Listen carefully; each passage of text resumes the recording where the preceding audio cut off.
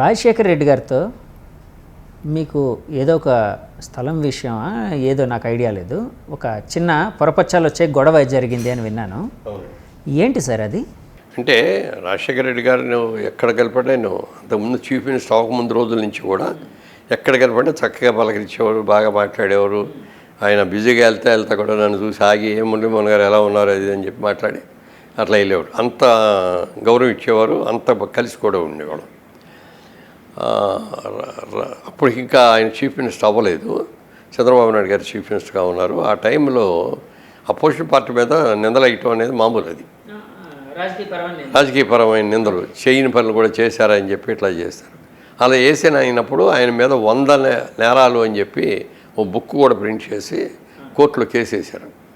ఆ 100 నేరాల్లో ఒక నేరం నాకు సంబంధించింది ఉంది. 100 తప్పులు అనుకుంటా. ఆ 100 తప్పుల్లో వాళ్ళు అన్నది ఏంటంటే, చంద్రబాబు నాయుడు గారు మాదాపూర్లో ఉన్న గవర్నమెంట్ సైట్లన్నీ కూడా మురళీమోహన్ గారికి ఇచ్చేశాడు. ఆయన ఇవన్నీ కూడా ప్లాట్లు వేసి అమ్మేసి ఎన్ఆర్ఐలకి అందరికి అమ్మేశారు. చంద్రబాబు నాయుడు గారికి బినామీ పార్ట్నర్ మురళీమోహన్ గారు అని ఇట్లా అని పెట్టారు. అప్పుడు నాకు నిజంగా కోపం వచ్చింది. నాకు మామూలుగా కోపం రాదు. నేను చెయ్యని పని ఎవరన్నా ఏలెత్తి చూపించారంటే మాత్రం నేను తప్పు చేయను. నేను తప్పు చేశానని ఎవరన్నా ఏలెత్తి చూపిస్తే మాత్రం నేను సహించను. వెంటనే ప్రెస్ మీట్ పెట్టి చాలా ఆవేశంగా చెప్పాను. ఆ రోజున నేను ఛాలెంజ్ చేస్తున్నాను, ఓపెన్ ఛాలెంజ్. నేను డెవలప్ చేసిన ల్యాండ్లు ఎక్కడికి బయటికి పోలేదు కదా, ఇక్కడే ఉన్నాయి కదా అని. గవర్నమెంట్ తరఫు నుంచి కానీ, పోలీస్ డిపార్ట్మెంట్ కానీ, రెవెన్యూ డిపార్ట్మెంట్ ద్వారా కానీ, లేదు అనుకుంటే ప్రెస్ మీడియా వాళ్ళ ద్వారా కూర్చోబెట్టి కానీ నా అన్నీ కూడా చూడమనండి, చెక్ చేసుకోమనండి. ఎక్కడైనా నాకు గవర్నమెంట్ సైట్ నేను కొన్నట్టు కానీ, నేను ఆక్రమించుకున్నట్టు కానీ కనుక నిరూపించేటట్లయితే నాకు ఎవరో శిక్ష ఎక్కర్లేదండి. అసెంబ్లీ ఉన్న ఎదురుగా ఉన్న చెట్టుకి నాకు నేనే హ్యాంగ్ చేసుకుంటాను తప్పు చేస్తే. అలా కనుక నన్ను తప్పు చేశానని ప్రూవ్ చేయలేకపోతే ఏ అసెంబ్లీలో దీని గురించి మాట్లాడారో ఆ అసెంబ్లీలో నాకు సారీ చెప్పాలి అని చెప్పి ఓపెన్ ఛాలెంజ్ చేసి, తర్వాత ఆయనే ఆ 100 తప్పుల కేసు ఆయనే విత్డ్రా చేసుకున్నారు. సార్, ఇప్పుడు మీ మెంటాలిటీకి రాజకీయాలు పడవు కదా సార్? అంటే మీరు అజాత శత్రువుగా ఉండాలనుకుంటారు, అందరితో సౌమ్యంగా, అందరితో నవ్వుతూ మాట్లాడుతూ అంటే స్నేహంగా ఉండాలనుకుంటారు, కానీ రాజకీయాల్లో సాధ్యం కాదు కదా సార్. నేను ఎంత నిజాయితీగా చేశానని చెప్పడానికి లేదండి. నాకు నేను చెప్పుకుంటే బాగుండదు. ఎక్కడ ఒక రూపాయి గవర్నమెంట్ ఆస్తి కోసం నేను ఎక్కడ ఇది అవ్వను. సొంత డబ్బులతో తీసుకెళ్ళి ఖర్చు పెట్టి చేశాను. అలాగే నేను స్థలం కొనుక్కొని మార్కెట్ రేట్కి అక్కడ 300 గజాలు దాంట్లో ఇల్లు కట్టుకున్నాను రాజమండ్రిలో. దానిలో కూడా అవినీతి జరిగిందని ఏదో ఆరోపణలు వచ్చాయి కదండి. అదే చెప్తున్నానండి. దానికి శాండ్ మాకు గోదావరి నుంచి తెచ్చుకుంటే ఎంత తెచ్చుకుంటే అది తెచ్చుకోవచ్చు. మా ప్రజాప్రతినిధి అనేవాడు కలెక్టర్కి చెప్పినా పంపిస్తాడు, ఆర్డీఓకి చెప్పినా పంపిస్తాడు, తహసీల్దార్కి చెప్పినా పంపిస్తాడు, ఎవరు పెట్టినా వస్తాడు. ఎవరిని అడగకుండా నేను మనుషులు లారీలు పంపించి తోడు తెచ్చుకున్నా ఎవడు మాట్లాడు. నేను ఎక్కడ ఎవరికి చెప్పలేదు, ఏమీ చేయలేదు. మార్కెట్ రేట్ ప్రకారం కొని తీసుకొచ్చి కట్టుకున్న ఇల్లు. అలాంటి నన్ను రాజమండ్రిలో గోదావరి ఇసుకంత అమ్మేసి కోట్లు సంపాదించాడని చెప్పి అపోజిషన్ పార్టీ వాళ్ళు నా మీద ఎలిగేషన్ పెట్టారు. చాలా అసహ్యము, బాధ అనిపించింది. అసలు ఎట్లా నోరు వచ్చింది వాళ్ళకి. నాకు డబ్బులు కావాలంటే ఎంత కకృతి పనులు చేస్తే డబ్బు సంపాదించుకోవాలా, నేను సంపాదించుకోలేనా, నాకు సంపాదన చేతరాదా, నాకు అవకాశాలు లేవా? నేను సినిమాలు చేసుకోవచ్చు, నా వ్యాపారాన్ని నేను చేసుకోవచ్చు. అలాంటప్పుడు మనసు చాలా కష్టపడి. సో అలా కష్టం కలిగే ఆరోపణలు అయితే ఉంటాయి సార్. రాజకీయం అంటే అంతే కదా సార్, ఒకరి మీద ఒకరు పోసుకోవడమే కదా, దులిపేసుకొని వెళ్ళలేం కదా. దాన్ని ఎలా నెగ్గుకొని వచ్చారు మీరు? అదే మనస్తాపం జరిగేది, మళ్ళీ ఎక్కడెక్కడ కంట్రోల్ చేసి ఒక బాధ్యతగా దిగినప్పుడు పూర్తి చేయాలి దీన్ని. సో ఇవన్నీ షరా మామూలే రాజకీయాల్లో. అది కూడా నేను వాటిని మళ్ళీ కండెమ్ చేయకుండా ఊరుకోలే. ప్రతిసారి ఎక్కడ ఎవడేది చెప్పినా కండెమ్ చేశాను. నేను చేసినట్టుగా ప్రూవ్ చేయండి, ప్రూవ్ చేస్తే మీరు ఏ తప్పు వేసినా నేను చేస్తా. మీ ప్రతిస్పందన గట్టిగా వినిపించేవారు. అందరికీ తెలుసు, జనానికి కూడా తెలుసు నేను అలాంటిది చేయి. సో రాజకీయాల పరంగా ఇప్పుడు రెస్ట్ తీసుకుంటున్నారు మీరు, పార్టీకి అయితే లాయలిస్ట్గా ఉంటారు. మేజర్ టైం నా వైఫ్కి నేను కేటాయించాను. చక్కగా ఇద్దరం కలిసి ఉంటాం. మేము ఇద్దరమే మా ఇంట్లో ఉండేది. బాబుకి సపరేట్ ఇల్లు కట్టించాం. బాబు వాళ్ళ ఇంట్లో వాళ్ళు ఉంటారు, నేను నా వైఫ్, మా పనేళ్ళు వీళ్ళు ఉంటారు. మనవరాళ్ళు వాళ్ళందరూ వస్తూ ఉంటారు, వాళ్ళతో సరే రోజు మధ్యాహ్నం భోజనం లంచ్కి. సార్ ఇప్పుడు 3 ఫ్యామిలీస్ ఎప్పుడు మధ్యాహ్నం మీ 3 ఫ్యామిలీస్ అంటే మిగిలిన పిల్లలు వాళ్ళ స్కూలు చదువుల్లో ఉంటారు. లేడీస్ కూడా వాళ్ళు మరి వాళ్ళ ఇంట్లో వంటలు అవి ఉంటాయి కాబట్టి బాబు కిషోర్ గారు తమ్ముడు, ఇప్పుడు తమ్ముడు కూతురు, వీళ్ళందరూ లంచ్కి మా ఇంటికి వస్తారు. లంచ్ మా ఇంటి దగ్గర చేసి ఒక గంట సేపు కూర్చొని అన్ని కబుర్లు చెప్పుకున్నాక అప్పుడు మళ్ళీ ఎవరి పనిలోకి వెళ్ళిపోతాం. అంటే ఒక గెట్ టుగెదర్ గ్యాదరింగ్ లాగా. గ్యాదరింగ్ చాలా మంచి విషయం సార్. అంటే ఉమ్మడి కుటుంబాలు అనేవి అంటే కొన్నిసార్లు సాధ్యపడవచ్చు, సాధ్యపడకపోవచ్చు, కానీ కలవడం అనేది, గ్యాదరింగ్ అనేది చాలా ఇంపార్టెంట్. అలాగే సండే వచ్చేటప్పటికి అప్పుడు మళ్ళీ మనవరాలు కోడలు వాళ్ళందరూ కలిసి ఇక్కడికి రావటం కానీ, లేకపోతే మేమిద్దరం కలిసి వాళ్ళ దగ్గరికి వెళ్ళటం కానీ, ఆ సండే అనేది కలిసి ఉంటాం డే అంతా. ఎన్టీఆర్ గారు అంటే అంటే ఆయన కుటుంబం, బసవ తారకమ్మ గారు, వాళ్ళ పిల్లలు, అంటే ఒక పెద్ద ఫ్యామిలీ, ఒక ఉమ్మడి ఫ్యామిలీగా చాలామందికి రోల్ మోడల్గా ఉండేది. ఆ టైంలో ఆవిడ వెళ్ళిపోయిన తర్వాత ఎన్టీఆర్ గారు కొన్ని పరిస్థితుల్లో లక్ష్మీ పార్వతి గారిని సెకండ్ మ్యారేజ్ చేసుకోవాల్సి వచ్చింది. అంటే ఆ పరిస్థితులు చూసినప్పుడు ఒక అభిమానిగా కానీ, ఒక కాంటెంపరీ యాక్టర్గా కానీ, ఒక ఆయన ఫాలో అవుతున్న ఒక పొలిటికల్ పర్సన్గా కానీ మీకు ఎలాంటి ఫీలింగ్ కలిగింది? అంటే ఒక్క విషయం అండి, ఇందులో ఒక ఏజ్ వచ్చిన తర్వాత భార్యాభర్త మధ్యలో ఉండేది సెక్స్ కాదు, కంపానియన్స్, ఒకళ్ళకొకళ్ళు కంపానియన్స్. రాత్రి ఎలా పడుకున్నావు, నిద్ర బాగా పట్టిందా, పొద్దున్నే బీపీ ఏమైనా ఉందా, కాళ్ళు నొప్పులు ఏమైనా ఉన్నాయా, అట్లా ఒకళ్ళ అవసరాలు పలకరించుకొని చేసుకునే ఇది ఒక మాట సాయం, మాట సాన్నిహిత్యం. ఆయనకి వచ్చిన ప్రాబ్లం ఏంటంటే మరి ఆవిడ చచ్చిపోయిన తర్వాత ఒంటరి అయిపోయాడు. చీఫ్ మినిస్టర్గా ఉన్నప్పుడు బాగా బిజీగా ఉండేవారు కాబట్టి అప్పుడే తెలియలేదు. అది ఖాళీగా ఉన్న రోజుల్లో కొన్ని ఇబ్బందులు ఫేస్ చేశారు ఆయన. మధ్యలో హెల్త్ బాగోపోవటం, నైట్ ఇట్లాంటివి జరిగినాయి. ఆ టైంలో ఆవిడ సన్నిహితురాలు అయింది. అది తప్పని కూడా అనటానికి లేదు. అంటే ఒక సాహిత్యం అనేది వాళ్ళిద్దరిని కలిపి ఉండొచ్చు, ఆమెకు ఉండే జిజ్ఞాస సాహిత్యమే కలిపింది. ఆవిడ కూడా మంచి సాంస్క్రిట్ అది బాగా తెలిసిన పండిట్టు, ఈయనకి బాగా ఇంట్రెస్ట్. దాని మీద ఇద్దరు కూర్చొని సాహిత్య గోష్ఠి చేసుకుంటూ ఉండేవారు. అలా దగ్గర అయ్యారు. ఆయన వ్యక్తిగత జీవితంలో సరే ఆయనకి రైట్ ఉంది, అంటే ఎవరి జీవితంకి వాళ్ళ హక్కుదారులు, వేరే వాళ్ళు ఏమనుకుంటారు అనేది పక్కన పెడితే వాళ్ళ జీవితం హ్యాపీగా ఉండడానికి వాళ్ళు తీసుకునే నిర్ణయాలు అవన్నీ. కానీ అక్కడ పార్టీ అనేది, ఆయన పెంచి పోషించిన పార్టీ అనేది ఎఫెక్ట్ అయింది ఆ టైంలోనే. అంటే ఆవిడ వచ్చిన తర్వాత ఒక సెకండ్ సోర్స్ లాగా, అంటే ఒక సెకండ్ లీడర్షిప్ లాగా, అంటే కిచెన్ పాలిటిక్స్ అనేవి ఏవో కొన్ని మాటలు ఉన్నాయండి, అలాంటివి ఎక్కువ అయ్యాయి అని పార్టీలో ఒక రకమైన అభద్రతాభావం రావడం, వర్గీకరణ, చీలికలు రావడం, ఇలాంటివన్నీ జరిగాయి అని అంటారు సార్. ఇవన్నీ నిజంగా జరిగాయి సార్? జరిగినాయండి, జరిగిన మాట వాస్తవం. అందులో నో సెకండ్ థాట్. సో ఈ టైంలో జరగబట్టే చీలికి వచ్చింది, కానీ లేకపోతే చీలికి వచ్చేది కాదండి. రామారావు గారు బతుకున్నంతకాలం రామారావు గారు చీఫ్ మినిస్టర్గా ఉండేవారు. అసలు ఆయన బతుకున్నది ఇప్పటి ప్రెసిడెంట్ ఆఫ్ ఇండియా అయ్యేవాడు ఆయనకున్న దీనికి. అవును. కానీ అంటే నేను అడిగేది ఏంటంటే సార్, ఇప్పుడు అట్లా పార్టీ చీలినప్పుడు మీరు చంద్రబాబు నాయుడు గారితో అండి ఉన్నారు, అంటే అదే లేటరల్గా తర్వాత అప్పుడు మీకు ఏమనిపించింది సార్? అంటే ఆ రోజు నైట్ మేము చేసిన కృషి అంతా కదండి. చీలికి రాకూడదు అనే దానికోసం ఇటు వెళ్ళి వీళ్ళతో మాట్లాడి, అటు వెళ్ళి ఆయనతో మాట్లాడి తెల్లవాళ్ళు కృషి చేసాం. మీరు ఇంకెవరు సార్? నేను పాతూరు రామారావు గారు అని ఒక ఆయన, తర్వాత ఏమో జయప్రకాష్ నారాయణ గారు అప్పుడు సీఎం గారికి పిఎస్గా ఉండేవారు. ఆయన కూడా దీనికి జరగకూడదని చేశాడు. ఆయన లెవెల్లో ఆయన చేశారు, మా లెవెల్లో మేము చేసాం. అది ఎవరి వల్ల కూడా కాలేదు, అప్పటికే సమయం మించిపోయింది. సో అప్పుడైతే ఒక బాధపడిన మాట అయితే వాస్తవం కదా సార్? మీరు అందరం బాధపడ్డాం. ఎందుకంటే ఆయన అంత సాక్రిఫైస్ చేసి పార్టీని డెవలప్ చేసి ఇది చేసుకుంటే వాళ్ళు విడిపోవటం ఏంటి, మనకి అంతర్గత విభేదాలతో అని. ఆ రోజున్న పరిస్థితుల ప్రకారం విభేదించకపోతే పార్టీ బతకదు అనే లెవెల్లో ఒక వర్గం, నేనుండగానే నా మీద ఇది చేస్తారా అనేది ఒక ఇది. ఇద్దరు వాళ్ళ పాయింట్ ఆఫ్ వ్యూలో వాళ్ళు కరెక్ట్, ఇద్దరు కూడా. బట్ పరిస్థితులు దాన్ని అట్లా తీసుకొచ్చి, అంతేగాని ఎవరికి ఇందులో చెడు భావం కానీ, మోసం చేయాలని కానీ, వాళ్ళని దించేసి ఈయన అధికార దాహంతో వెళ్ళాడని కానీ మాత్రం కాదు. సో ఆ విధంగా విడిపోవడం ఒక రకమైన బాధ అయితే అందరికీ కలిగించింది, పార్టీని ఫాలో అయ్యే అందరికీ, కొంతమంది ప్రజలకు కూడా. సరే, రాజకీయాలు పక్కన పెట్టేద్దాం సార్, ఇంకా అయిపోయింది. ఇంకా సినీ జీవితంలో సార్ మీరు నేను చేయాల్సినవి ఉన్నాయి, ఇంకా ఇలాంటివి చేస్తే బాగుండు అని అనుకున్నవి ఏమైనా ఉన్నాయి సార్? ఏమీ లేవండి. మా అసోసియేషన్ బాగా చేసుకురావాలను అది బ్రహ్మాండంగా చేసుకొచ్చాం. దైవ సన్నిధానం మన ఫిలిం నగర్లో మనకు ఒక గుడి ఉండాలి. ఏదైనా బయట గుళ్ళకి వెళ్తే వాళ్ళు పర్మిషన్లు ఇచ్చేవారు కాదు. ఒక రోజు రాఘవేంద్రరావు గారు అన్నారు, ఆయన కూడా ఆయన దగ్గర అన్న ఈరోజు డిస్కషన్ చూడు, ఇట్లా మనమే ఫిలిం నగర్లో ఒక దేవాలయం కట్టుకుంటే బాగుంటుందండి. ఏంటంటే నువ్వు సాయిబాబా గుడి కట్టేటైతే నేను డబ్బులు ఇస్తానయ్యా అన్నారు ఆయన. సో బాగుంది ఇది అనుకొని అట్లా చాలామందికి చెప్పాం. చెప్తే ఎవరికొళ్ళు నేను విఘ్నేశ్వర గుడికి ఇస్తాను, ఒకళ్ళు వెంకటేశ్వర స్వామి గుడికి నేను ఇస్తానని ఒకళ్ళు, అట్లా కొంతమందిని కలెక్ట్ చేసుకొని ఆ చందాలు తీసుకొని టెంపుల్ స్టార్ట్ చేసాం.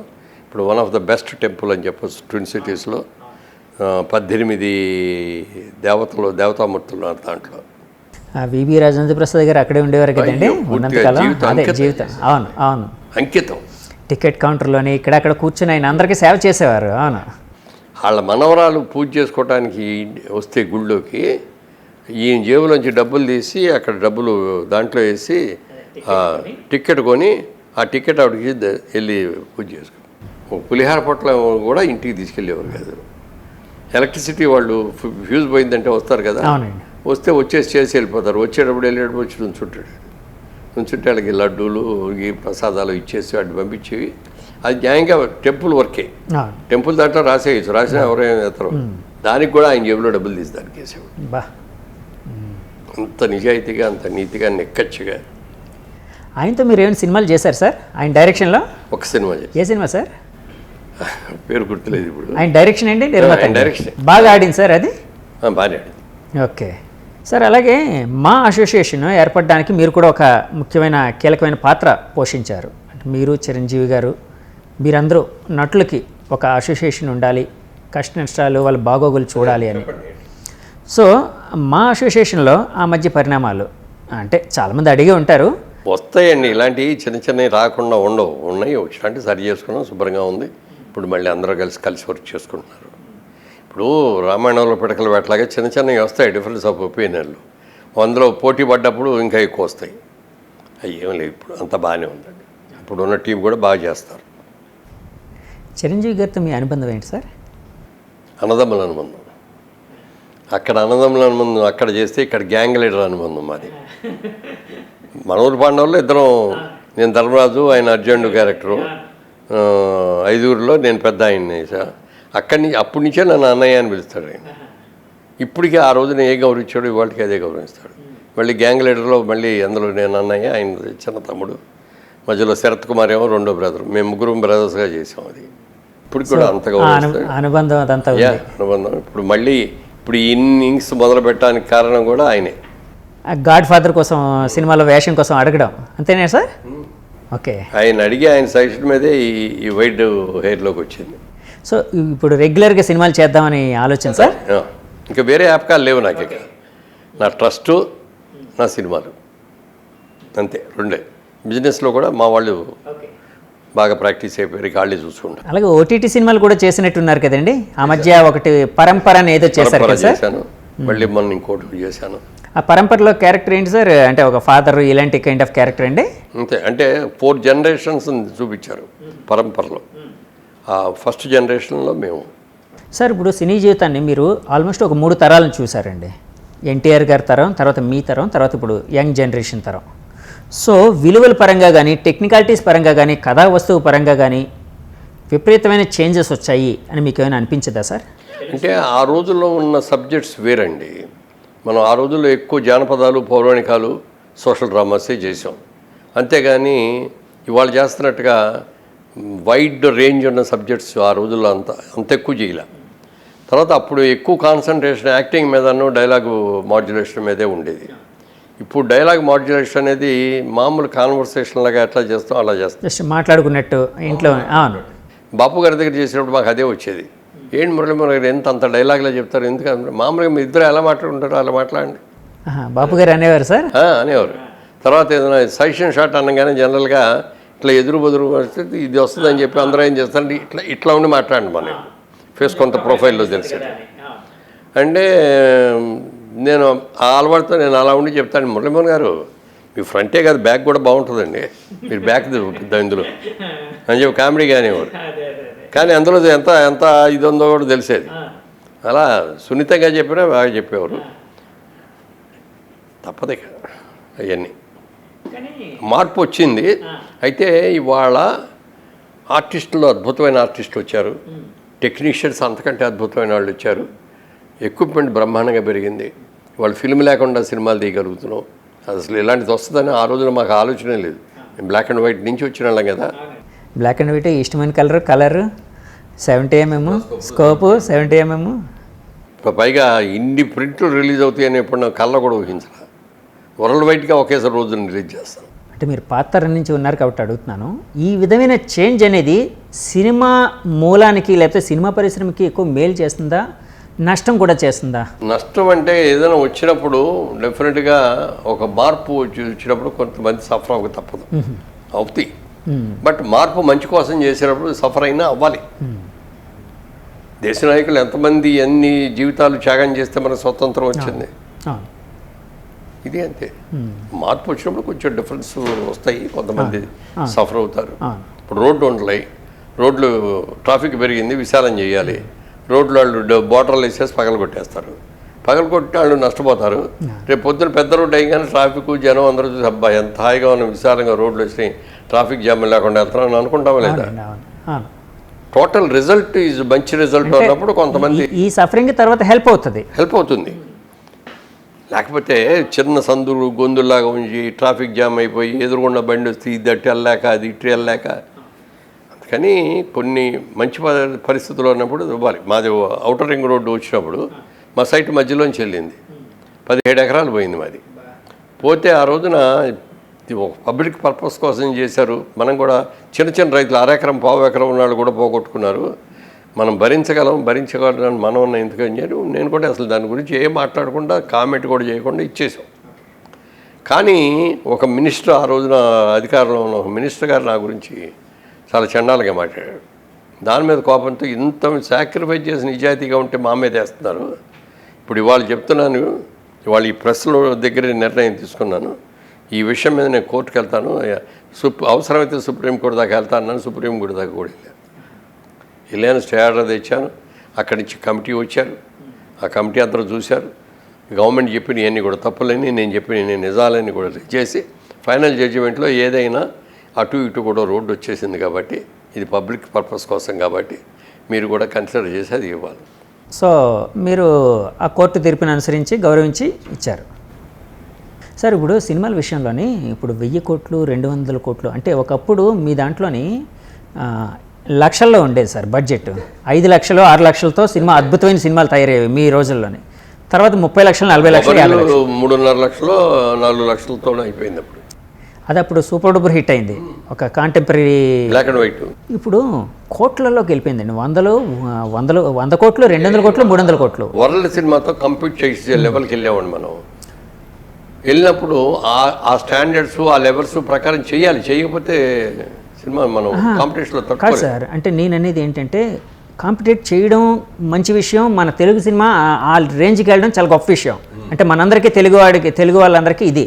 కానీ ఆ టైంలో మూలాలు తెలుగు సినిమాకి ఉండే మూలాలని కానీ లేకపోతే మన తెలుగు ప్రజలకు ఉండే మూలాలని కానీ మర్చిపోతున్నామా అన్నది నా ఇది సార్. అలాంటిది ఏమైనా ఉందని ఏమైనా అనుకుంటున్నారా? ఏం లేదండి, అది అన్నీ బాగా చేసుకుంటున్నాం. ఇవాళ రోజున చాలామంది బయటికి వెళ్తే మీరు తెలుగా అనేవాళ్ళకి ఇదివరకు మెద్రాసీలు అనేవారు. ఇప్పుడు ఎవరైనా తెలుగుదేశం ఆంధ్రప్రదేశ్ అని అడిగితే బాహుబలి చూసారా అని అడుగుతా, చూసారంటే బ్రహ్మాండం ఉండే, that is our Telugu film అని గర్వంగా చెప్పుకుంటాం. వాళ్ళు ఎన్ని సినిమాలు వచ్చినాయి టెక్నికల్గా అద్భుతంగా చేసి వాళ్ళ బ్రహ్మాండమైన మార్కెట్కి అవుతుంది సినిమాలు. కానీ కథా వస్తువులు తగ్గిపోతున్నాయి కదండి. అంటే ఒక రకమైన కథా వస్తువులకే పరిమితం అయిపోతున్నాం కదా, టెక్నికాలిటీస్ మీద బడ్జెట్ మీద దృష్టి పెట్టి. ఒకప్పుడు మీ తరంలోని అన్ని రకాల సినిమాలు సబ్జెక్టు రకరకాల సబ్జెక్టులు చేసేవారు. ఇందాక మీరు చెప్పినట్టు ఓ తండ్రి తీర్పు అనేది అప్పట్లో మీరు యంగ్ హీరోగా ఉంటూ కొత్తగా చేయడం అనేది చాలా గొప్ప విషయం, రెవల్యూషనరీ పాయింట్. ఇప్పుడు అన్ని ఫ్యామిలీ డ్రామాలు ఇంటి వరకే పరిమితం అండి, మన గ్రామం వరకే పరిమితం, మన ఇంటి వరకు పరిమితం. ఇవాళ అన్నీ కూడా ఇంటర్నేషనల్ సబ్జెక్ట్స్ లాగా తీసుకోవాల్సి వస్తుంది. ఇప్పుడు అందుకనే కదా అన్ని లాంగ్వేజ్లో వెళ్ళి ఆడుతుంది.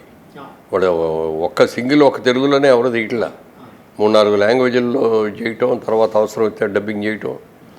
నేషనల్ రైట్సే కాడికి ఇంటర్నేషనల్ రైట్స్ కూడా బాగా వస్తున్నాయి. బిజినెస్ బయట ఇన్కమ్ చాలా వస్తుందండి. సో మీరు నిర్మాతగా మరలానా ప్రొడక్షన్ ఏమైనా మొదలు పెడదామని అనుకుంటున్నారా సార్? మొదలు పెడతాం. అంటే ఎలాంటి సినిమాలు తీయబోతున్నారు సార్ ఈ చిన్న సినిమాని ముందు చిన్న సినిమాలతోనే స్టార్ట్ చేస్తాం, అవసరం బట్టి ఇప్పుడు పెద్ద సినిమాలు కావాలంటే అది వేరే విషయం, కానీ టు స్టార్ట్ విత్ స్మాల్ లో బడ్జెట్ ఫిల్మ్స్. అంటే ఒకవైపు ఆర్టిస్ట్గా చేస్తూ నిర్మాతగా కూడా బిజీగా ఉండాలనుకుంటున్నారు. ఎందుకంటే దాని మీద పెరిగిన వాళ్ళం కదా, సినిమా మీద ఇవాళ సినిమాను వదిలేయకూడదు, అది మాకు నైతిక బాధ్యత అనుకుంటాం. సార్ మీకు ఇంత స్టేటస్ సినిమా ఇచ్చిందా, బిజినెస్ ఇచ్చిందా? ఈ రెండిట్లో ఏదో ఒకటే చెప్పాలంటే ఏం డెఫినెట్గా చెప్తారు? సినిమా ఇచ్చింది. ఎందుకంటే నేను ఎంత బిజినెస్ చేసినా నన్ను రికగ్నైజ్ చేసేవాళ్ళు తక్కువ మందే ఉంటారు. నేను సినిమా యాక్టర్గా ఏ దేశం వెళ్ళినా, ఏ దేశంలో తెలుగు వాళ్ళు కనపడ్డా ఆప్యాయంగా కవరించుకొని మా ఇంటికి రండి, మా ఇంటికి వచ్చి భోజనం చేయండి, మా దగ్గర 4 రోజులు ఉండండి అంటారు. ఎక్కడికి వెళ్ళినా ఎవరింటికి వెళ్ళినా కాఫీ ఇచ్చేస్తారు, ముందు భోజనం తినేయాలండి అంటారు. ఇది ఎవరికి వస్తుంది ఇంత ఇది? రాజకీయ నాయకుడు పవర్లో ఉన్నంత బ్రహ్మాండంగా ఉంది, మా గదులు అందరూ వస్తారు. ఆ పవర్ అయిపోగానే ఆవిడ పలకరించేవాడు ఉండడు. మరి ఇంత క్రేజ్ ఇది ఇచ్చింది ఎవరు? సినిమాయే కదా. బిజినెస్ చేసేటప్పుడు డబ్బులు ఇవ్వచ్చేవో కానీ అంత క్రేజ్ రాదు.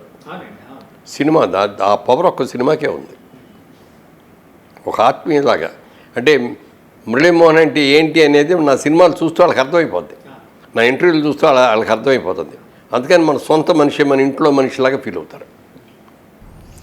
సో సినిమా అనేది మీకు ఒక స్టేటస్ ఇచ్చింది అని బలంగా నమ్ముతున్నారు, ప్రేమిస్తున్నారు. డెఫినెట్గా. సార్ ఇప్పుడు ఆర్టిస్ట్గా మళ్ళీ సెకండ్ ఇన్నింగ్స్ ప్రారంభించారు కాబట్టి అంటే బిజీ అవ్వబోతున్నారు, అంతకుముందు కూడా చేశారు కాదని లేదు. ఎలాంటి క్యారెక్టర్లు చేయడానికి అంటే పర్టికులర్గా ఇలాంటి అంటే ఇప్పుడు నా వయసుని బట్టి నేను చేయాలి కదా. తండ్రి క్యారెక్టర్ చేస్తాం, తాత క్యారెక్టర్ చేస్తాం, లేకపోతే మొన్న 2-3 సినిమాలు నేను అమెరికా వెళ్ళే ముందు ఆఫర్లు వచ్చినాయి. ఒకటి రాష్ట్రపతి క్యారెక్టర్ వచ్చింది, చేయలా. అలాగే జడ్జి క్యారెక్టర్ వచ్చింది, చేయలా. ఒక lawyer character, government lawyer character వచ్చింది, చేయలా. మళ్ళీ ఎందుకంటే అప్పుడు ప్లాన్ చేసేసుకున్నాం మేము, టికెట్లు కూడా కొనుక్కొని వెళ్తాను. 3 ఏళ్ళు కరోనా మూలంగా వెళ్ళా, లేకపోతే ఎవ్రీ ఇయర్ వెళ్తాను. నేను వెళ్ళి ఒక 4 రోజులు ఉండి వస్తూ ఉంటాను. సిస్టర్సు, మేనగోడళ్ళు చాలామంది ఉన్నారు అక్కడ. So at the same time Telugu అనే మాతృభాష పరిమిలాలు కొన్ని అక్కడ అంటే వెళ్ళేటప్పుడు చాలామందిని కలుస్తూ ఉంటారు కదా తెలుగు వాళ్ళు అనేటప్పుడు. ఎక్కడికి వెళ్ళినా, ఏ షాప్ మాల్కి వెళ్ళినా తెలుగు వాళ్ళు, సార్ మురళీమోహన్ గారు కదా మీరు, జుట్టు అది మారిపోయేటప్పుడు కొంచెం ముందు అనుమానం వచ్చిందండి అని వచ్చి పలకరించుకొని ఫోటోలు తీయించుకొని ఆప్యాయత ఎప్పటికీ ఉంటుంది. సినిమా ఇచ్చే క్రేజ్ అది ఒక్కటే, సినిమా వాళ్ళకి మాత్రమే జరుగుతుంది. ఎక్కడికి వెళ్ళినా బతికేయచ్చు. సార్ మీ సినీ జీవితం ఇలా సక్సెస్ఫుల్గా అంటే ఇంకా డిఫరెంట్ రోల్స్ చేయాలని మనస్ఫూర్తిగా కోరుకుంటున్నాను సార్. అలాగే రేపు జన్మదినం కదా సార్, 82 అండి? 82 కంప్లీట్ అవుతుంది. కంప్లీట్ అయ్యి 83లోకి వస్తున్నారు. మీరు 110 ఏళ్ళు జీవించాలని మనస్ఫూర్తిగా మేము కోరుకుంటున్నాం సార్ అభిమానులుగా. డెఫినెట్గా 90+ ఉంటారండి. అది 90+ ఎక్కడికి వెళ్తుంది అనేది తెలియదు కానీ డెఫినెట్గా. ఎందుకంటే ఇప్పుడు ఈ ఏజ్లో వచ్చినా కూడా ఇప్పుడు నాకు 60 years వయసు వాడు ఎంత యాక్టివ్గా ఉంటాడో అంత యాక్టివ్గా నేను ఉంటున్నాను. అందుకని ఇంకో 10 ఏళ్ళు ఈజీగా యాక్టివ్గా ఉండగలం. ఇక 10 ఏళ్ళ తర్వాత ఎలా ఉంటాం అనేది తెలియదు కానీ అందుకని 90+ వరకు ఉంటాం. 100కి వెళ్తాం లేదు. మా అమ్మగారు ఉన్నారు 100+.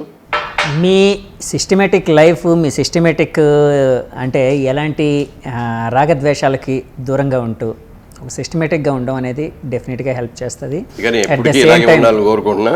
ఇప్పటిదాకా నా మీద అభిమానం చేసిన ప్రేక్షకులకు అందరూ కూడా ఇదే అభిమానాన్ని కొనసాగించాలని కోరుకుంటూ డెఫినెట్గా మీరు 100 ఏళ్ళు 120 ఏళ్ళు హ్యాపీగా ఉండాలని మనస్ఫూర్తిగా కోరుకుంటూ మీ నుంచి మరిన్ని మంచి మంచి క్యారెక్టర్లు రావాలని మనస్ఫూర్తిగా కోరుకుంటున్నాను సార్. సార్ అడిగిన వెంటనే అమెరికా నుంచి వచ్చి కూడా నా కోసం అనే సమయం కేటాయించినందుకు ప్రత్యేకంగా నా కృతజ్ఞతలు తెలుపుకుంటూ నమస్తే సార్. థ్యాంక్ యూ అండి.